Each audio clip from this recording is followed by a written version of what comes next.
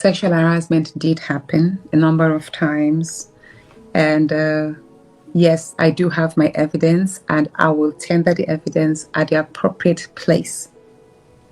Like I did say, I thought the Committee on Ethics and Privileges would be the first place for me to tender my evidence, but that did not happen. And then I thought also the presidential panel will be another place, but that also did not happen. So at the next opportunity that I have to tender my evidence, which I also have witnesses. So they didn't let you tender your evidence at the I was never panel? called upon to speak, no. That was never called upon.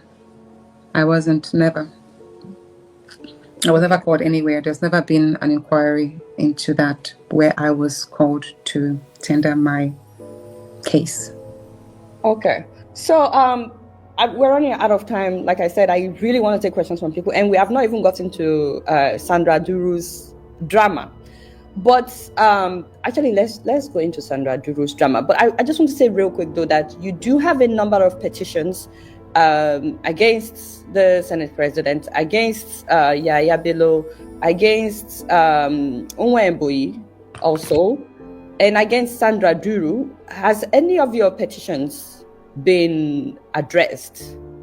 No, thanks, Adiola. As a matter of fact, I have all the petitions listed, 12 of them in total. The first petition on March 11th, second March 25th, then March 31st, then April 4th, April 24th, April 28th, April 29th, May 2nd, May 6th, May 15th, May 19th, May 19th.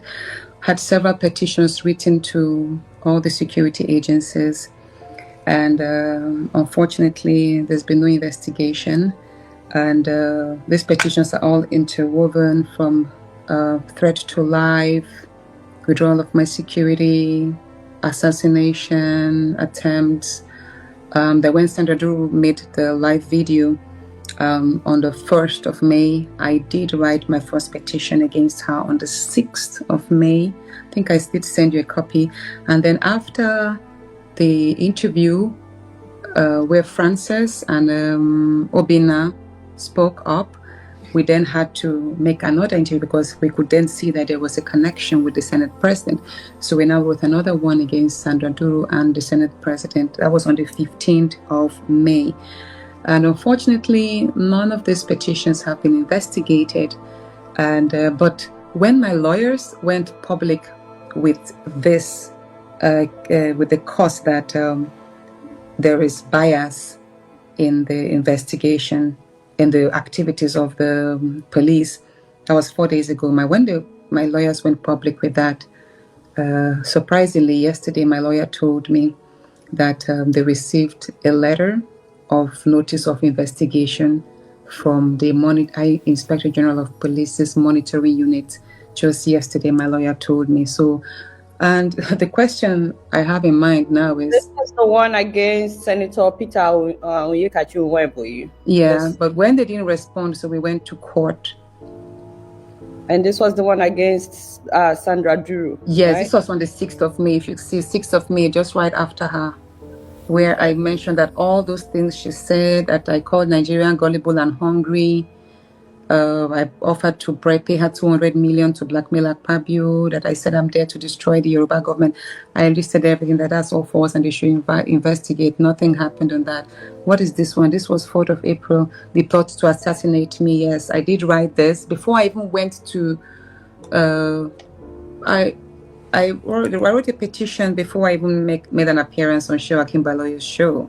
If you watch that video, if you watch the interview on Shewa Kimbaloy's, I did make reference that it is a considerable threat to my life, and that the Senate President had met President. So has any of this, petitions been addressed? No, not one of them. Not one of them. But like I said, if you can... There's one other document I sent to you. The one that was... No, not that one. Okay. Which document? Let me highlight it. Sorry. And what does the document say? That now they would address the petitions? Yes, yes. This I've just highlighted this. Okay. Awesome. I do have that. Okay, so what does the document say while I'm... So that document just notifies me that they want to commence investigation. And this was just after my lawyers went public that my numerous petitions were not receiving attention, and instead is the response, is the only petition the Senate President and Akpabio wrote against me, that I'm defaming them by crying out of the assassination, that's what the federal government initiated against me. So it's more like I came out, I wrote petitions, drawing attention to the assassination attempt, risk of my life, that was not attended to. And yet the Senate President and Governor Yahaya Bello, wrote their own petitions, outcrying that I defamed them by speaking out. And then that is a petition that I am being charged for conspiracy, what's it called? Criminal defamation. Yeah. So this is it. It was just signed on the 27th. My lawyer received it. If you look at the stamp at the bottom, on the evening 2 days ago. So yesterday, my lawyer told me. And if you read it, there was no date mentioned. Like, in view of the foregoing, you are kindly requested to inform your client, that's distinguished Senator Natasha Akpoti, to attend an interview with the head of the IGP monitoring unit at the first floor. Blah. There was no date to it. So no date. That means it's just like a vacuum. But this was. I received this yesterday. So, but then again, look at it. Is this not what they ought to have done before charging me to court? I have written petitions. You're saying that they should have addressed your own petitions? They should have, yeah. They should have addressed it. They Senator Akpabio's petitions. Yes, they should have. I mean, I was the one who went to the police first. In short, my first petition was when the Senate President stripped me of my security.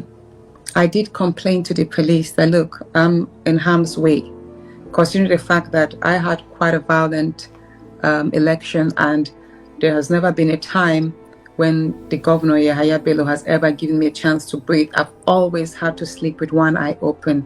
So I was like, me being without security has made me quite vulnerable.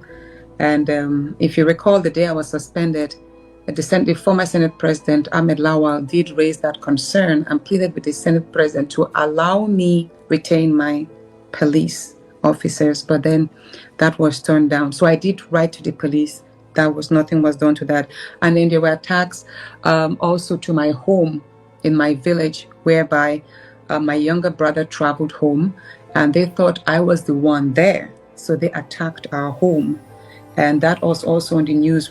There was an investigation whereby the police command in Kogi visited my home and did affirm that there was indeed an attack. And prior to that, remember the incident where I went home with the helicopter, which is on the 1st of April? 1st of April.